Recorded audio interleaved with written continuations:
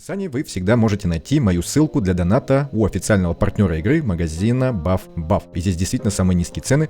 Это не реклама, это просто факт. Задонатив через мою ссылку, вы поддерживаете канал. Я вам за это премного благодарен.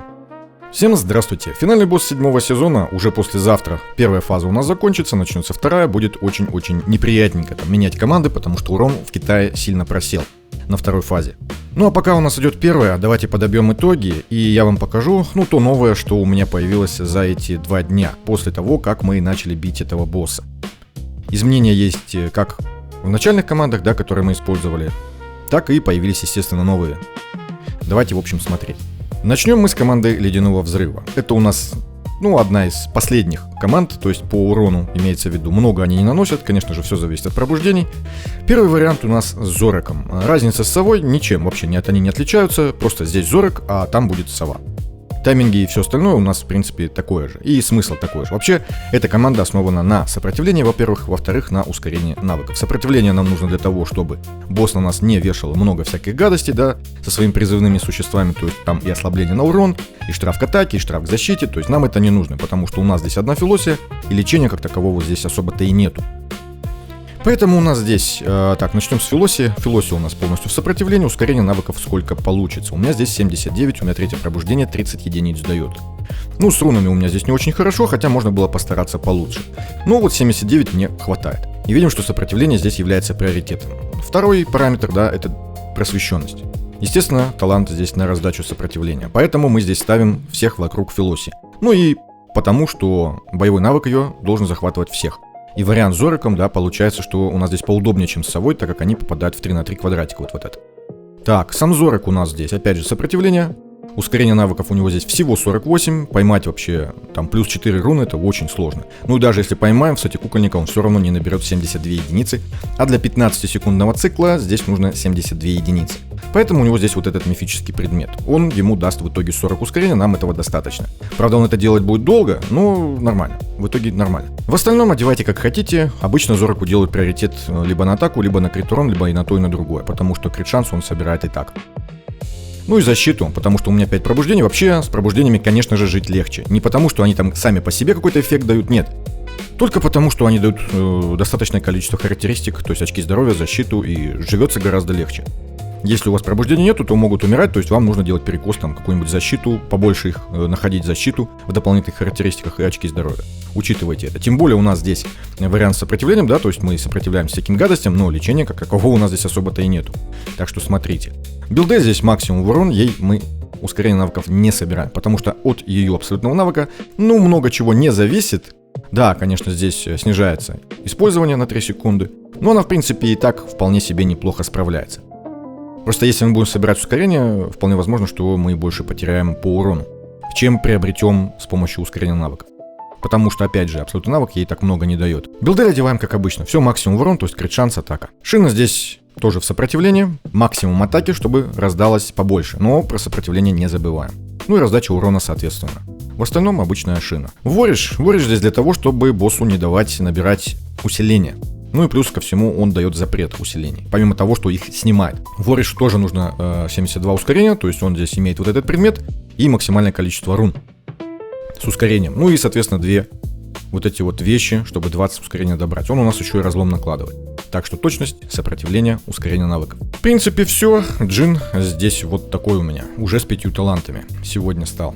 Команда наносит, в таком варианте у меня нанесла 340 миллионов, это был первый пробный бой. Может быть, можно сделать получше, я уверен, что у вас получится, что вы справитесь. У меня получилось вот так. Тайминги у меня вот такие. Здесь они, чтобы в цикл ходили ровно, да, 15 секунд я их ограничил, потому что ускорение у них будет разное, да. Потому что у них и по снаряжению ускорение получилось разное, и плюс набирать они будут неравномерно, так что поэтому по 15 секунд я их ограничил. Вориш, соответственно, здесь. И Билдель через, получается, 6 секунд начинает. Хотя это не принципиально, учитывая их ускорение, да, но поставил так. Вообще можно убрать полностью. И все, по таймингам больше ничего. Филосия на авто. Второй вариант уже с совой. Как я уже сказал, я просто вещи переодел на Зорика. И эта команда с совой наносит уже 400 миллионов. То есть чуть-чуть побольше. Тайминги у нас здесь вот такие. Я пробовал ставить 15 секунд, ничего не менялось. Я пробовал ставить вот эти регулировать, ничего не менялось. Плюс-минус одинаковый урон, 380-400. Поэтому оставил вот так, без таймингов это проще. И расстановка здесь немножечко другая, да, с учетом наличия совы. Нам приходится для того, чтобы раздавала Филосия свое сопротивление, и плюс сова давала свое усиление с пассивного навыка на билделе, ставим их вот так. Ну, шина у нас здесь на раздаче, это уже я тут придумал, в оригинале команды не было раздачи, и, по-моему, вориш стоял где-то, ну, то есть они в кучке стояли. Я их поставил вот так, чтобы шина немножечко больше атаки раздавала, ну и, соответственно, защиты. Но тогда вориш не получает сопротивления, и, соответственно, ему надо сопротивление там, ну, побольше. Хотя это не принципиально, на самом деле, как мне кажется. Ну, на крайний случай можно его вот здесь вот поставить вообще. Мне кажется, ничего не изменится. Я просто хотел, чтобы шина ему тоже защиту немножечко раздала. А так можно сюда ставить. В остальном обычная команда. Так, вариант команды яда. Такой бюджетный. Ну, понятно, что донатный артефакт не у всех есть. Сами знаете, я думаю, что на сундук он меняется. Никаких проблем быть не должно. Единственное, что живучесть, конечно же, может просесть. Тем более, что у меня здесь пробуждения много. У Агока там, у Дуранга, у Твича.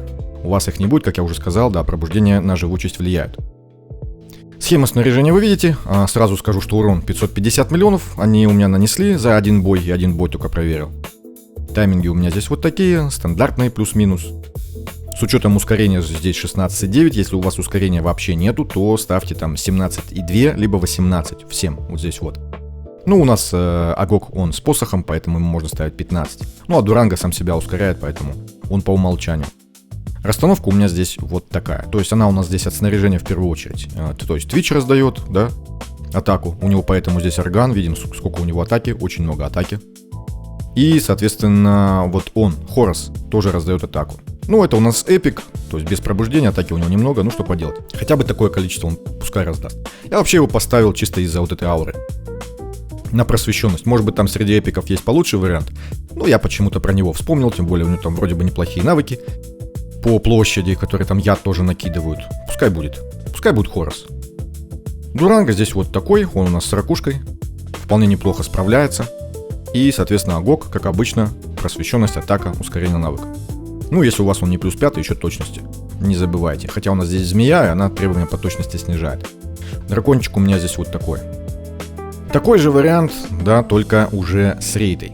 И так как здесь у нас Агок с посохом, да, вот с этим сетом, здесь у нас рейта уже с сетом кукольника, а не Хорос. И поэтому Хорос у нас здесь максимально в атаку, а рейта, соответственно, в сете кукольника. Вообще можно попробовать, конечно, тоже сет вот этот на щиты, на баф щитов, рейте поставить. Но мне кажется, лучше не будет, потому что тогда артефакт придется посох менять. Но если у вас есть проблемы с выживаемостью, может быть, вот с этим сетом и с посохом они жить будут лучше. Хотя с рейтой вообще проблем быть не должно по выживаемости. Она замечательно команду держит. Ладно, урона здесь чуть побольше, 580 получилось. Тоже, опять же, первый пробный бой у меня был. И тайминги, по-моему, абсолютно такие же, как и в прошлый раз. Еще раз скажу, что учитывайте наличие ускорения. Базовый вариант 17,2. Даже если у вас ускорения вообще нету. Ну, либо 18 секунд. Также и для нее. Вообще ей можно, мне кажется, поставить было и 15 секунд. Вот здесь вот, и может быть стало бы лучше. Но я не стал трогать, это у меня тайминги вариант с командой яда, основной моей командой. Я там уже вроде бы все перепробовал, и лучше у меня не получалось. Поэтому оставил так. Ну, если что, можете попробовать тоже. Ну, расстановка такая же. Просто рейта вместо Агока. Ничего нового. Вариант команды призыва. Тот, что я показывал, набивал 580, но он как-то делал это нестабильно. С помощью команды Инфернал, которую показывал, я здесь что-то попеределывал под свою команду, да, на свой лад. Но тайминги вроде бы остались полностью его. По-моему, полностью его. В любом случае, тайминги вот такие вот. Схема снаряжения. Урона у меня получилось, если я изначально редко набивал 580, ну, в основном 560.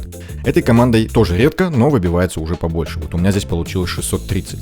Расстановка у нас здесь вот такая. У Тиамат пробуждение я снял по совету Инфернала. Не знаю, помогает либо нет это действие, но я их снял. Это связано с тем, чтобы она там лишнее ускорение, лишнее ослабление не кидала на призывных существ, на босса, на нашего, точнее. И чтобы он не призывал там вот эти книжки мерзкие.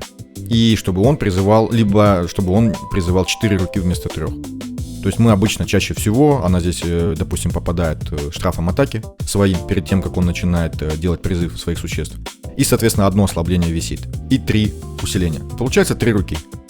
То есть на одного призывного меньше, соответственно, цели меньше, соответственно, урон у нее меньше. В этом варианте он говорил, инфернал я имею в виду, что здесь в районе там 49-51, там, ну то есть вот в этом рубеже нужно искать свое ускорение. У меня вроде бы с 51 единицей вот здесь вот, ну, справляются нормально.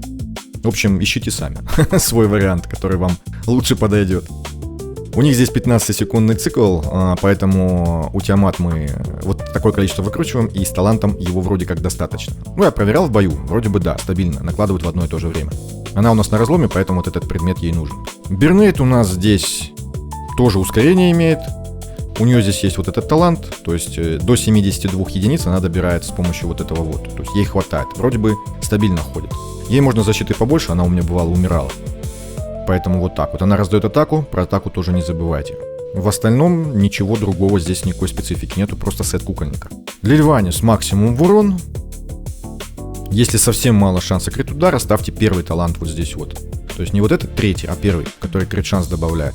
Ей ускорение навыков не обязательно, но если так получится, что у вас хорошая руна, плюс там ускорение есть, ну ставьте. Чаще будет боевой навык использовать, соответственно урона будет побольше. В остальном обычная Лильванис. Ирзелат здесь опять же ускорение навыков видим, у него такой же талант есть, и то есть ему не надо мифический предмет на ускорение ставить, он тоже добирает так. Ну и соответственно побольше атаки для раздачи, и собственно все. Раздача урона у него здесь присутствует. Такая вот схема, уже знакомая нам, да, вспомогательных героев. Кот тот же самый у меня, вот с этим замечательным талантом, когда у нас есть призывные существа у противника. И Сентрелия здесь вот такая. Зачем здесь именно рога, учитывая, что призывные существа, да, они пропадают, то есть он плохо действует здесь на увеличение урона. Но он увеличивает лечение, помимо того, что увеличивает урон хотя бы по боссу. И вот это лечение действительно ощущается, потому что без него они заметно лучше умирали, то есть быстрее. У Тиамат не то чтобы хорошее лечение. И с рогами, ну, получилось получше. Так что они здесь не просто так. Ускорение навыков 63. Опять же, ей оно вроде бы как не критично, потому что мы ей обычно тайминги вообще никогда не ставим. Если у вас там получится больше ускорения навыков здесь добрать через руны, пожалуйста, только приветствуется. У меня рун здесь особо нету. Ну и опять же, следите за руками, да, которые появляются в бою. Желательно, чтобы их было по 4 штуки. Но в течение боя мы все-таки настолько хорошо боевой навык этот контролировать не можем. Оно может срабатывать, да, ослабление, и она будет там призывать либо 3 руки, либо книгу дополнительно. Но это случается не часто, поэтому ничего страшного, в принципе, у меня вот так вот получилось более-менее. Команда неустрашимых. Я ее уже в шортсе показывал, опять же, спасибо Инферналу. Это он разжевал эту команду в том плане, что показал ее нам. Я видел ее, допустим, там у китайцев, видел у англоязычных блогеров, но я ее не пробовал. А вот с ним получилось в его варианте получилось нормально. Он у нас хорошо в этом разбирается, молодец вообще. Молодец. В этом сезоне прям особенно много поработал. Я прям удивляюсь его работоспособности, с продуктивности. Просто вот минуточка похвалы Инфернала. Ну, вот на самом деле, это вообще капец. Сколько он выдает в день контента. Ну, красава вообще. Ну, а в принципе мы тут сообща пытаемся, да, контент это как-то наполнить еще больше. Но у меня здесь есть отличие от его там команды. Я часа 4, наверное, вчера потратил на то, чтобы выбить, ну, свой максимальный результат. Сразу скажу, давайте, набивает у меня вот эта команда в максимальных пробуждениях 1 200 000 000. Схема снаряжения у нас такая, вот здесь у нас бабка вместо Таривола.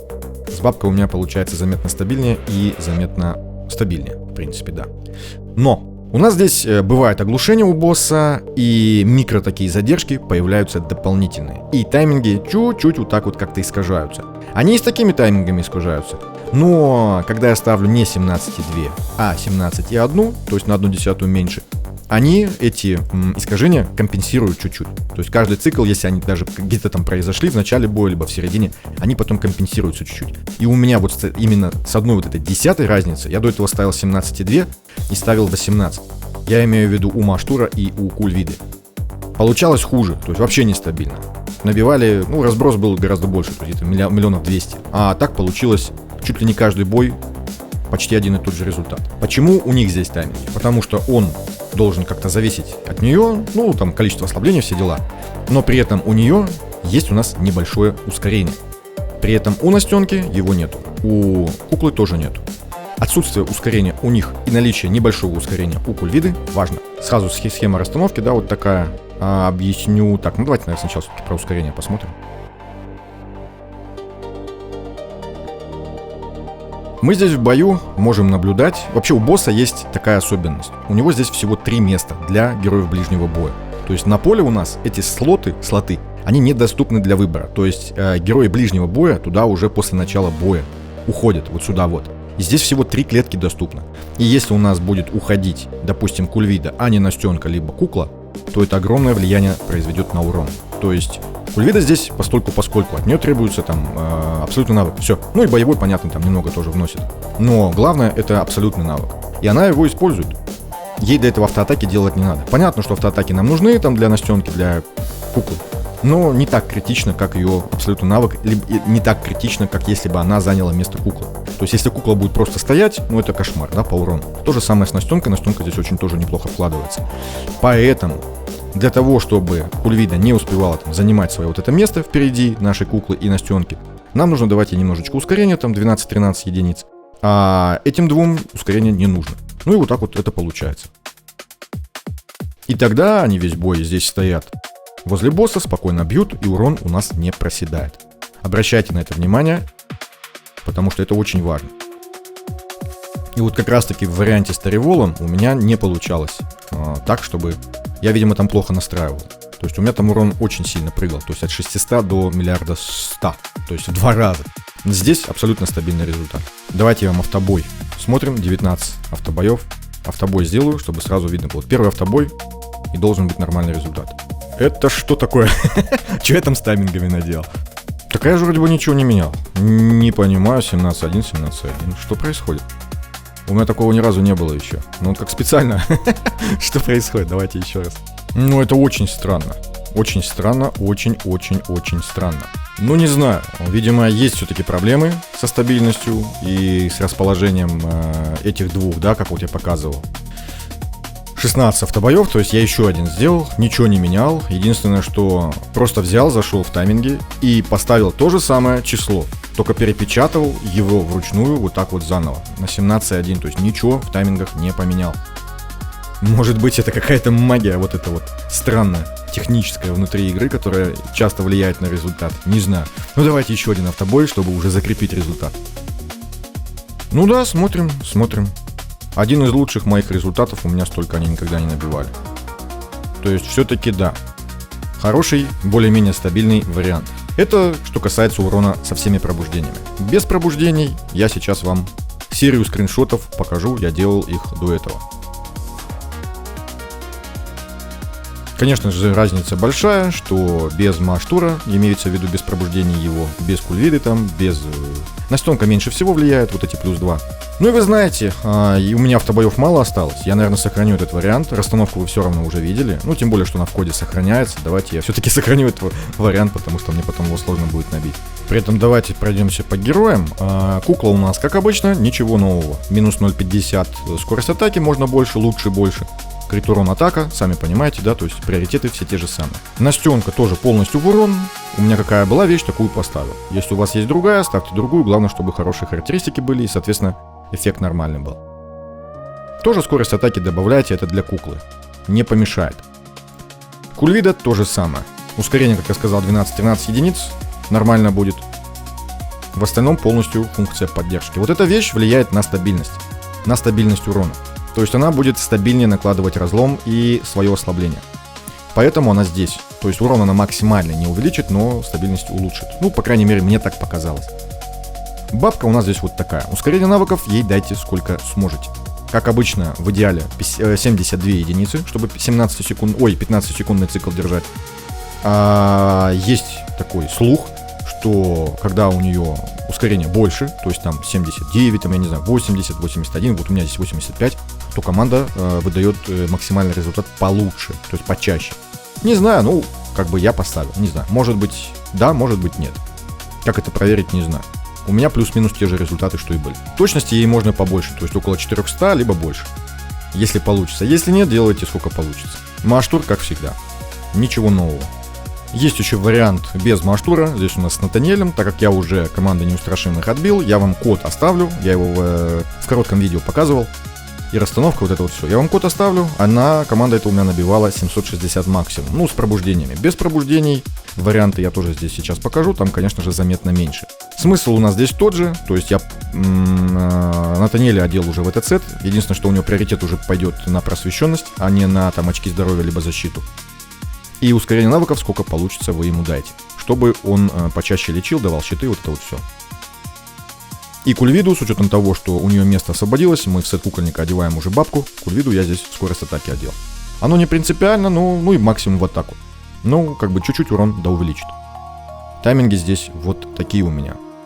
Тамар тоже 15-секундный цикл, Натаниэль по умолчанию, то есть без ограничений. Команду Яда, кстати, я вот показывал бюджетные, скажем так, варианты. А я не показал, я это отдельно тоже видео делал.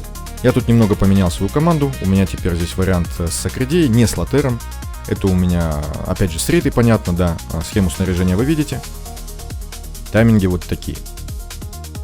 Я очень долго пытался улучшить тайминги. То есть ограничить вот этот цикл, меньше его сделать за счет ускорения навыков.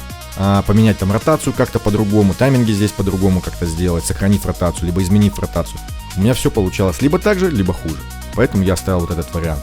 Расстановка у нас здесь такая, она в первую очередь от снаряжения, потому что у нас здесь Сакредия раздает атаку, одевается она, ну, в принципе, как обычно, максимум в атаку. Серпентемис такая же, как и была, с теми же приоритетами. Так, Твич на раздаче атаки, поэтому с Органом тоже максимально здесь все в атаку. Рита, крит шанс, крит урон, атака я ей сделал для того, чтобы она лечила получше. Ну и точность тоже не забыл. И Дуранго с ракушкой, такой же, как и был. Единственное, что напомню, да, что тайминги основаны на ускорении. Если у вас в этом совсем нету, то 17,2 либо 18 ставьте. Есть еще вот такой вот вариант призыва. Я просто здесь поставил Торина вместо Тиамат. Ну и, в принципе, больше, можно сказать, ничего не менял. Здесь с выживаемостью чуть похуже, потому что штрафа к атаке нету. Плюс ко всему разлом от Бернейт накладывается очень-очень медленно, нестабильно. Ну, вы сами знаете, как это происходит. Поэтому урона здесь получилось только 480 миллионов, то есть по сравнению там 630. Ну, сильная просадка, но для тех, как бы у кого вариантов других нету, может подойти. Выжили они у меня весь бой. Ну, там начали умирать под конец, но выжили, в принципе, весь бой. И, кстати, обращу внимание, донатного артефакта здесь нету. Схема снаряжения, да, вы видите. И тайминги. Тайминги вот такие вот у меня. Сыграли.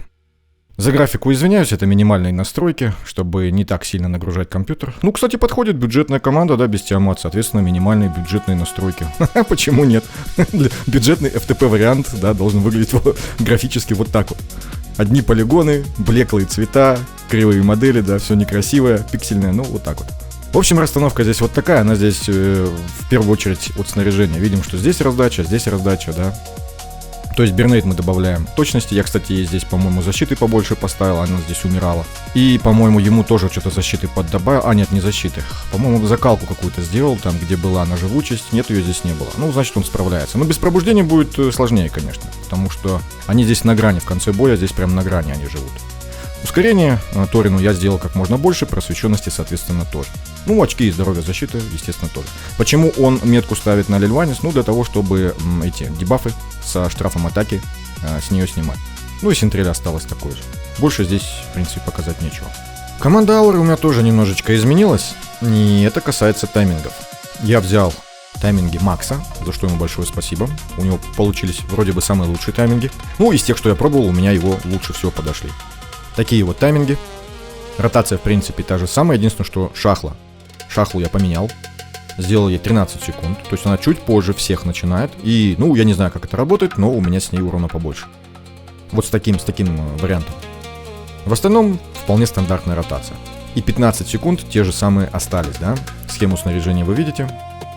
Расстановка та же самая, все то же самое, только поменялись тайминги. И эта команда у меня набивать начала вместо 900 там с копейками, 970-980. Она стала набивать 1 100 000 000. Давайте мы это посмотрим. Неудачно. Опять неудачно. И снова неудачно. Что происходит?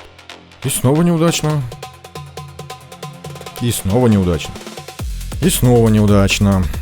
Ну, здесь вроде бы удачно, но урона, конечно, мало. Где мой 1 100 000 000, я не знаю.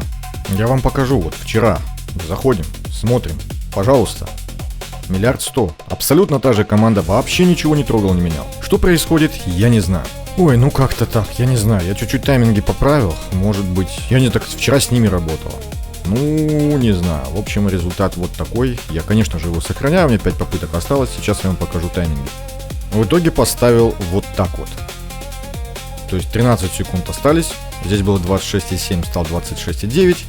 Здесь 1/10 секунды добавилось для Линкас. Не знаю, ну, в общем, такой вариант сыграл. Ой, вариант с разъеданием, я говорил, что я покажу, я не знаю, что здесь показывать, они просто не набивают урона. То есть вот эта команда, которая у меня на филте делала там 900, под миллиард, по-моему, там 900 с чем-то было, 920 максимум. Здесь она набивает без Маштура, я рейту здесь ставил, они набивали 360 миллионов. 360 миллионов. Да, у меня Сицидис тут без пробуждения. Ну, рука как бы плюс 5, там, да, дамаг на артефакт, хорошее снаряжение вполне у рука, там ускорение вот это вот все добавил. 360 миллионов. То есть я эту команду вообще здесь не рассматриваю, тут много кто может справиться лучше.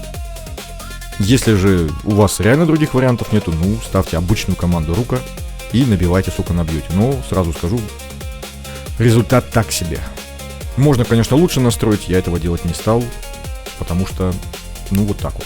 Если вдруг кому понадобится, есть еще вот такой вот вариант команды, здесь одна Этериал, и она 200 там с копейками миллионов может набить, ну, в компании с Лосени. Я не знаю, нужна она здесь либо нет, либо она и так справилась бы, не знаю, это первый вариант, который я составил, протестировал, и в принципе я думаю, что здесь, ну, больше выжить как-то будет либо нереально, либо это будет совсем небольшая разница, настолько маленькая, что ради нее смысла, мне кажется, заморачиваться не стоит. В общем, вот такой вариант с Этериал есть еще. Код команды я у себя в группе оставлял, но прикреплю его тоже. И есть еще бюджетненький вариант, правда он у меня плохой. Они у меня умирают, я не знаю, я пытался их как-то настроить, расстановку брал, другие коды команд у людей. Ну 250-260 максимум они выжимали. То есть здесь есть вариант как с Биксом, так и вот с этим волком эпическим. А набивают плюс-минус то же самое. Только единственное, что там разные тайминги, все вот это вот дела. Но можете взять вот с этим волком. Может быть, вам этого будет достаточно, не знаю. Тоже код команды оставлю. Ну, кстати, вот на команду разъедания, вот посмотрите. 5-я Сицидис с рейтой 515 миллионов. Ну вот на что здесь рассчитывать, я не знаю. Разъедание здесь вообще, конечно, плохо играет. Код команды тоже есть, я его тоже на всякий случай оставлю. Ну, есть вот такой вот вариантик. Когда у вас нету Синарелла какого-нибудь, да, там Крисоса нету, пожалуйста, Сфини. Единственное, что здесь они не живут. Ну, Андрей это устраивает. И ему за этот код спасибо. Тоже его оставлю в описании. А на этом все. Если у вас есть какие-то тайминги, либо варианты, да, команды, которые я показывал, но лучше, и вы видите, ну, явные какие-то недостатки, и у вас есть какой-то код команды, с помощью которого я смогу улучшить результаты в следующий раз, показать вариант получше, делитесь, я буду только рад и буду вам за это признателен. Всем спасибо за просмотр, всем удачи и всем пока.